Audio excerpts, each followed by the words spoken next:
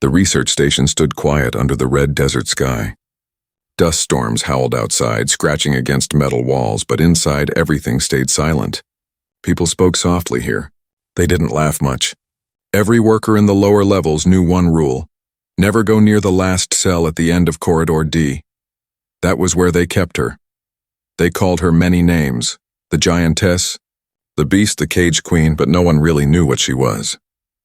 Some said she had killed 30 soldiers before being captured. Others claimed she was not a soldier at all, but something worse, something ancient. Something that had lived long before humans arrived on this planet.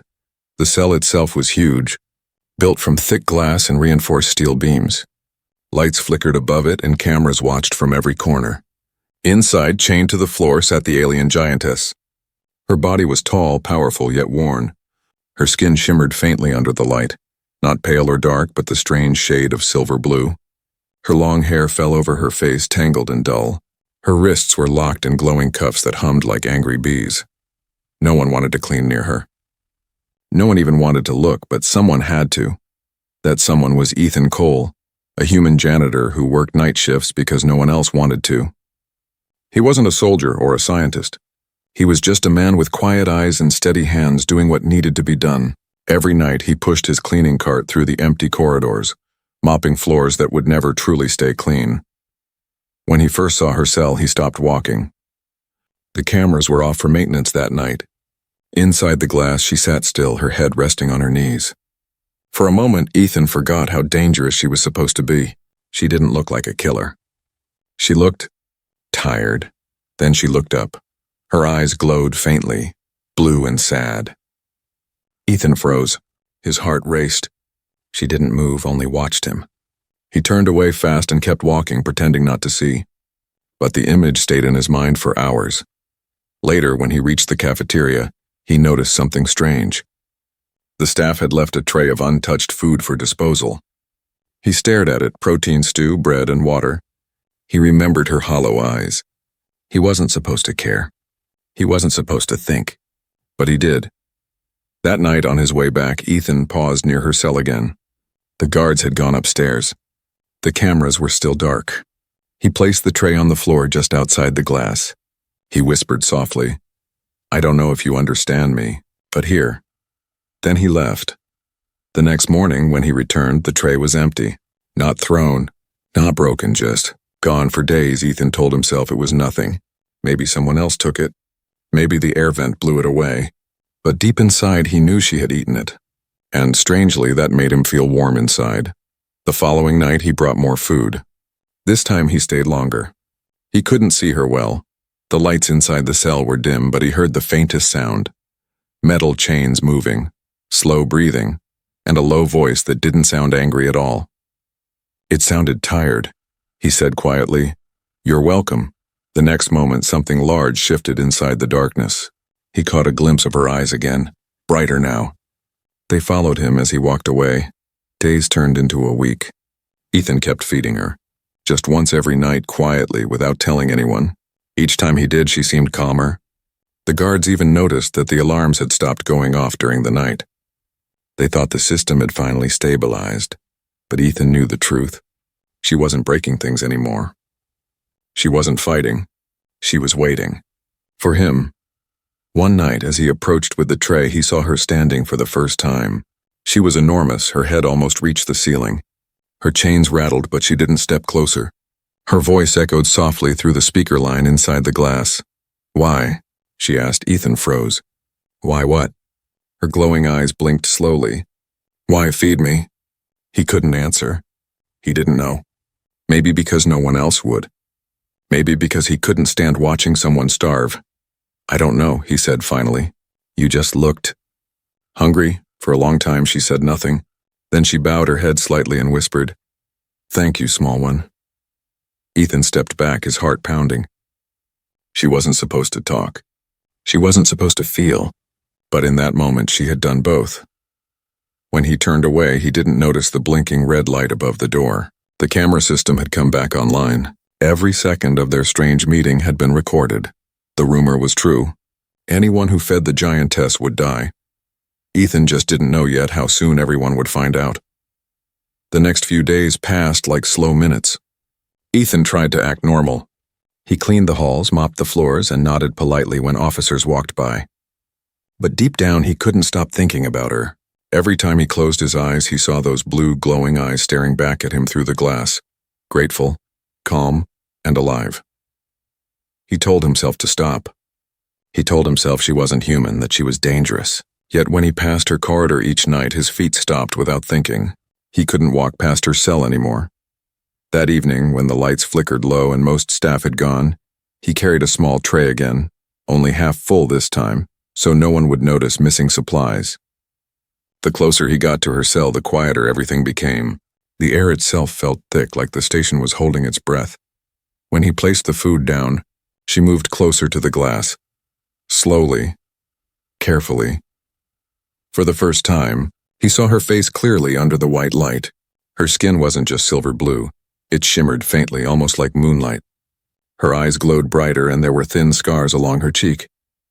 She looked strong, but not cruel. Ethan whispered, "Are you okay in there?" She tilted her head, studying him. For a long moment, there was only silence, then a sound. Soft, deep, like thunder far away. He realized she was speaking, but her voice was rough, as if she hadn't used it in a long time. "You, speak," she said, each word slow and heavy. "You, not guard." Ethan's mouth went dry. He didn't expect her to understand him. "No," he said quietly, "I'm not a guard. Just a cleaner." Her eyes flickered down to the tray. She crouched, her long hair falling forward. She reached for the food, but her chain tightened, stopping her an inch away. The sound made Ethan wince. Without thinking, he pushed the tray a little closer with a stick. The chain stretched again, and finally she could reach. She picked up the cup of water first and drank carefully, almost shyly. Then she looked at him again. "Water," she said, as if tasting the word. "Good." He smiled before he realized he was smiling. "Yeah, you looked thirsty." Something changed in her eyes then, something soft. "You help me," she said. "No hurt?" He shook his head. "No hurt." She seemed to test that idea, repeating his words. "No hurt." Then very slowly she pressed one hand against the glass. Her palm was massive, twice the size of his head. Ethan hesitated, then raised his own hand and placed it against the other side. Their palms didn't touch, but it felt like they did. The glass hummed faintly under the contact. "My name is Ethan," he said softly. She blinked, then answered, "Vora." The word carried weight, like it had meaning far beyond a name. That night, Ethan stayed longer than he should have. She spoke slowly, her words broken but curious. He learned that she had been captured months ago, taken from her homeworld after a raid. She wasn't a soldier. She had run away from people who used her kind as weapons. The humans had found her shipwrecked in the desert and brought her here in chains. When she spoke about her home, her voice trembled. "Sky gold," she said. "Water warm, free." Ethan didn't know what to say. He just listened. Then the alarm buzzed. He jumped, heart racing. Cameras were shifting. The night cycle was ending. He hurriedly gathered the tray and whispered, "I have to go." Vora's eyes followed him to the door. "Come back?" she asked. He froze for a second, then nodded. "Yes, I'll come back." Her face softened, almost like a smile. When he left the corridor, his hands were shaking. He didn't notice the silent security drone above him, recording every movement. He didn't know that the base commander had already reviewed last night's footage. The moment she spoke, the moment he stood too close, the moment their hands almost touched. To the people in charge, it wasn't kindness. It was contamination. That night, while Ethan slept, orders were sent to triple her restraints and question the janitor. They called it containment protocol, but the guards whispered something else. The alien giantess wasn't angry anymore. She was waiting for the man who fed her, and when they came to take him away, she would be ready. The next morning began with shouting. Ethan woke to the sound of heavy boots and alarms echoing down the corridor. The air inside the dorms felt colder than usual. When he opened the door, 2 armed guards stood waiting. Their faces were blank, helmets on, rifles ready. "Ethan Cole?" One of them barked. He nodded slowly. "Commander wants you now." They didn't explain why. They didn't need to. His stomach sank as they led him through the long metal halls, past doors sealed with red lights. Every eye that watched him, scientists, soldiers, workers, looked away quickly. Everyone already knew. When they reached the main chamber, Commander Rains stood behind a glass desk, tall and sharp like a blade. The big screen behind him showed the video, grainy footage of Ethan standing before the cell, the Giantess moving closer, the tray of food, the sound of her voice saying his name. Rains didn't shout at first. He just stared at Ethan, his jaw tight. "Do you have any idea what you've done?" Ethan swallowed hard. "She was starving, sir. You couldn't follow orders." Rains slammed his hand on the table. "That creature killed men on 3 colonies. You think she cares about your kindness?" "She spoke," Ethan said quietly. "She thanked me." Rains laughed coldly. "They all mimic. They copy emotion to gain trust. Next, they rip your head off." "She's not like that," Ethan said, his voice trembling but firm. "You're hurting her for no reason." Rains' eyes narrowed. "No reason? You think you understand that thing better than a team of xenobiologists?" Ethan didn't answer. The commander leaned closer. "You will not approach her again. You will not speak to her. If you do, you'll be court-martialed and sent off-world for reprogramming. Do I make myself clear?" Ethan nodded, but his chest ached. As he turned to leave, a sudden tremor shook the floor. Lights flickered. The siren wailed. Rains snapped his head toward the screen. "Containment breach!" Ethan froze. He knew before seeing it what it meant. The cameras switched to live feed from Corridor D. Vora was roaring, her voice shaking the glass. Sparks flew where her chains tore against the walls. The reinforced cuffs glowed bright red, cracking under pressure. One of the guards tried to fire a shock rifle. But before he could pull the trigger, she slammed her chains into the floor, breaking a section of the steel plating clean off. Her voice filled the hall like thunder. "Where is he?"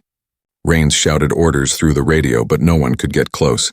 The cell door bent inward with a scream of metal. Alarms howled. "Lock it down!" Rains yelled. "Lock it all down." But Ethan stepped forward, heart pounding. "Stop, she's not trying to escape." Rains turned on him, furious. "She's a threat." Ethan pointed at the screen. "No, look at her eyes. She's looking for me." And it was true. Amid all the chaos, Vora's glowing blue eyes moved across the cameras until they found the one showing Ethan's face on the control screen. The instant she saw him, she stopped moving. Her breathing slowed. Her chains fell limp at her sides. She spoke softly, her voice breaking. "No, hurt him." The control room went dead silent. Rains clenched his jaw. "Sedate her now." But the team hesitated. They were afraid. No one wanted to go near the cell. Finally, Rains stormed out himself, ordering a full tranquilizer strike. Ethan followed, shouting, "Don't hurt her!" But the guards held him back. They flooded the chamber with gas. Vora roared once, then dropped to her knees. The sound that followed wasn't anger. It was grief. She pressed her hand weakly against the glass, leaving a glowing blue mark that looked almost like a tear. As the gas cleared, she fell silent. Her head bowed. Her breathing slowed to a whisper. Rains turned to Ethan. "You see that?" He said coldly. "That's Mercy. She's alive because I chose not to kill her." Ethan stared at the Giantess through the glass, his heart breaking. "She wasn't attacking," he said softly. "She was scared." Rains ignored him. "She's under full lockdown now. Double restraints. Permanent watch. If you even look in her direction again, Cole, you'll wish you hadn't." They dragged Ethan away, locking him in his quarters under guard. He sat in silence for hours, staring at the wall, hearing the echoes of her roar in his mind. Down in the lower deck, Vora remained motionless. Chains wrapped around her arms, chest, and neck, but her eyes were still open, glowing faintly in the dark. When the guards changed shifts, one of them swore he heard her whisper something too soft for the mics to catch. It sounded like a name. Ethan. Night fell heavy on the station. The corridors were silent, but the silence didn't feel peaceful. It felt tense, like the whole place was holding its breath. Ethan sat in his locked quarters, staring at the blank metal wall. He hadn't eaten. He hadn't slept. All he could see in his mind was Vora's face when they gassed her, the way she looked for him through the smoke. Her hand pressed weakly to the glass. He whispered to himself, "I'm sorry." Outside, thunder rolled. Not real thunder, but the sound of engines. Something big was entering the atmosphere. The lights flickered. Red alarms flashed. The intercom crackled. "Warning! Unidentified ships detected. Possible raider attack!" Ethan's eyes widened. Raiders. Not the first time they'd come scavenging. But this time they were close. Too close. He jumped to his feet, forcing the door panel open with a screwdriver. When the lock finally sparked, the door slid aside. Smoke drifted through the hallway. The sirens wailed louder. He ran. The station shook as explosions rocked the outer decks. Lights went dark. Somewhere below he heard gunfire. But Ethan wasn't thinking about escape. He was thinking about her. He ran through smoke and falling debris, coughing, stumbling, following the emergency lights toward Corridor D. Sparks rained from the ceiling as he reached the lower cell block. The heavy security doors had jammed halfway open. He squeezed through, cutting his arm on the edge. Then he saw it. Her cell. The glass was cracked from the explosions. Her chains still held her down, but she was awake. "Vora!" he shouted. Her eyes snapped open, glowing bright even through the smoke. "Ethan!" she rasped. Her voice was weak but full of life. "You came." He rushed to the control panel beside the door. "We have to get you out before the ceiling comes down." She shook her head slowly. "If they find you here, they will kill you. They'll kill both of us if we stay," he shouted back, pulling at the manual release lever. It didn't move. He slammed his fist on it. "Come on, come on." Another blast shook the room. A pipe burst above them, spraying steam. Vora strained against her chains. The glowing cuffs around her wrists sparked as she pulled. "Lock." "Weak," she groaned. "At hinge." Ethan turned the lever again. This time it broke free. The magnetic locks snapped one after another. Sparks flew, and with a deep mechanical groan, the cell door slid open. For the first time since her capture, Vora stepped outside. She was magnificent, towering.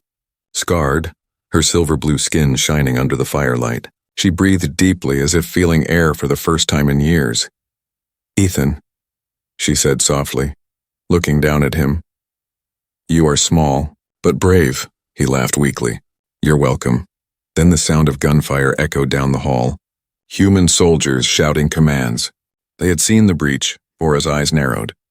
"Hide," she ordered. Before he could answer, she moved, fast and fierce. She grabbed a broken metal bar from the wall and swung it like a spear. The first soldiers barely had time to scream before she knocked them aside, shields cracking under the blow. Bullets sparked off her skin, barely slowing her down. She didn't kill, only disarmed and threw them aside like toys. "Go," she shouted, her voice shaking the room. Ethan ran beside her, ducking behind pipes and fallen beams. The floor trembled beneath her footsteps as they made their way toward the escape hangar. Explosions followed them. The entire station was tearing apart. When they reached the final gate, Vora knelt beside a sealed pod. "This will take you to safety," she said, her voice trembling. "I will stay." "No," Ethan said quickly. "You're coming too." She looked at him with soft eyes. "If I come, they will chase. If I stay, you live." He shook his head, tears burning his eyes. "You saved me. I won't leave you." She hesitated, staring into his face. For a long moment she didn't move. Then, with a faint smile, she nodded. Together they climbed into the pod. The engines roared to life. Fire and smoke filled the launch bay. As the hangar door collapsed, the pod blasted free, soaring into the red desert sky while the station exploded behind them. Ethan looked through the small window. The station that once held her in chains was gone, swallowed by flame. Vora sat beside him, eyes half closed, her giant hands resting gently on her knees. He whispered, "You're free now." She looked at him with a tired smile.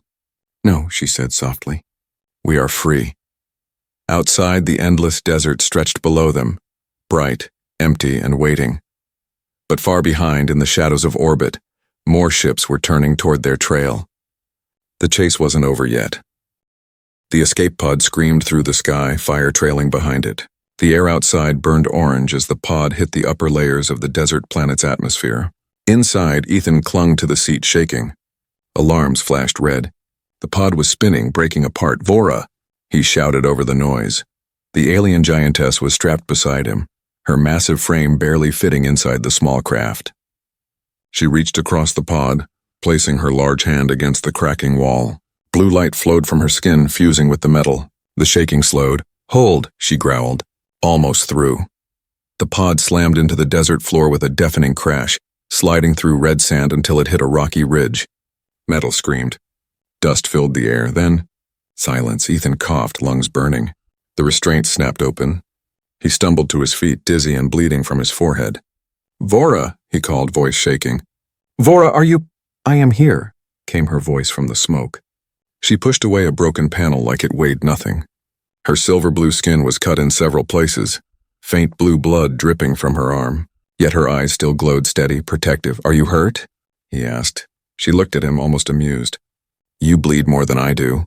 He touched his forehead and smiled weakly. Yeah, maybe. They stepped out of the pod. Around them stretched an endless wasteland. Dunes glowing under a red sun, the wreckage of the station falling like black ash in the distance. For the first time, there were no walls. No chains, no guards. Vora breathed deeply. Free air, she whispered. Not recycled, real. Ethan watched her lift her face toward the wind. In that moment, she didn't look like a prisoner or a weapon. She looked alive. But freedom didn't last long. The sound of engines rolled across the sky. 2 small gunships appeared on the horizon, leaving trails of smoke as they followed the crash signal. They're coming, Ethan said, panic in his voice. Vora's muscles tightened. Then they will learn. She walked to the half-buried pod and tore open one of the storage compartments. Inside lay a plasma cutter and a handful of fuel cells. She tossed one to Ethan. Stay behind me, she ordered. The ship circled above, firing warning shots. Dust exploded around them. Loudspeakers boomed. Surrender the specimen or be terminated. Ethan shouted back, she's not a specimen. The first gunship fired. A blue beam slammed into the ground, throwing sand and metal into the air. Ethan dove behind a rock. Vora didn't move. She raised her arm and absorbed the blast against her chained wrist guards. The light reflected off her skin in blinding arcs. Then she roared, a deep shaking sound that echoed across the desert. The ground itself seemed to tremble. She grabbed a piece of broken pod hull, its edge glowing white-hot, and hurled it like a spear. It tore through the first ship's engine. The craft exploded, spiraling into the sand. The second gunship opened fire. Plasma rounds slammed into her chest and shoulders, scorching her skin, but she didn't fall. She moved forward through the smoke, step by step, her hair whipping like fire. Stop, Ethan shouted. You'll die. Vora turned her head slightly, her eyes glowing brighter than the flames. Not while you breathe, she leapt. The impact cracked the earth beneath her feet. Her massive hand gripped the gunship's wing. With one swing, she smashed it into the ground. The explosion lit the sky red. Ethan shielded his face from the heat. When the fire died down, she was still standing, her chest rising and falling, her skin marked with burns. She looked at him, eyes soft again. He ran to her. You're hurt! She smiled faintly. Pain means alive. He tore part of his sleeve, pressing it against a bleeding mark on her shoulder. You saved me again, he said quietly. Vora's voice dropped low, almost a whisper. You saved me first. They stood together among the burning wreckage, surrounded by silence and smoke. The sky darkened. In the distance, a larger ship was descending, massive, armored, carrying more troops. The humans weren't done yet. Ethan looked up. They'll keep coming. Vora nodded. Then we keep running. She bent down and lifted him gently onto her shoulder, her touch surprisingly soft. I know a place, she said. Far in the desert, hidden. He glanced at the burning ships behind them. Lead the way. As the red sun sank, the 2 figures, a small human and a giant alien woman, walked across the endless dunes. Fire burned behind them, but ahead stretched something new. Not escape, not safety, hope. The desert stretched forever. Red sand under a copper sky, endless dunes glowing in the fading light. The wind howled through broken canyons like a voice calling from the past. Ethan rode on Vora's shoulder, holding onto the strap of her damaged restraint as she moved with slow, heavy steps. Her skin still glowed faintly under the setting sun, blue light flickering where burns and cuts had begun to heal. Hours passed in silence. They didn't speak, only listened, to the wind, to the whisper of sand sliding beneath their feet, and to the low hum of distant engines they both feared to hear again. Finally, when the stars began to appear, Vora stopped beside a tall ridge. She pointed toward a cluster of rocky caves hidden by shadows. There, she said, her deep voice soft. Safe for now. Ethan climbed down, exhausted. His hands shook as he followed her inside. The cave smelled of dust and old metal, remnants of crashed ships half buried in the sand. This place, he asked. You knew it. She nodded. Once, many of my kind hid here. Long ago, he looked at her curiously. What happened to them? Her glowing eyes dimmed a little. Humans happened. Ethan said nothing. There was no anger in her voice, only sadness. Inside the cave, the air grew cooler. Vora gathered metal scraps and broken cables, building a fire from leftover fuel cells and sand-reactive stones. Blue flame flickered between them, soft and steady. Ethan sat near it, wrapping his arms around his knees. He hadn't realized how cold the desert became at night. His breath came out in small white clouds, Vora noticed. She picked up a large sheet of wreckage and leaned it against the cave's mouth to block the wind. Then she sat across from him, her knees drawn close, her enormous hands resting gently on her legs. You saved me, Ethan said quietly. Twice.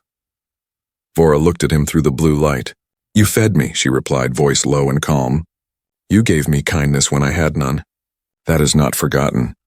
Ethan smiled faintly. I didn't think kindness could start a war. Her lips curved slightly, half a smile, half sorrow. Kindness changes things. To those who rule, change is war. The fire cracked. For a moment, they sat in silence. Then she spoke again, her tone soft, like a memory. On my world, we were taught that humans were small but cruel. But you... She paused, her glowing eyes meeting his. You confuse me. Ethan laughed quietly.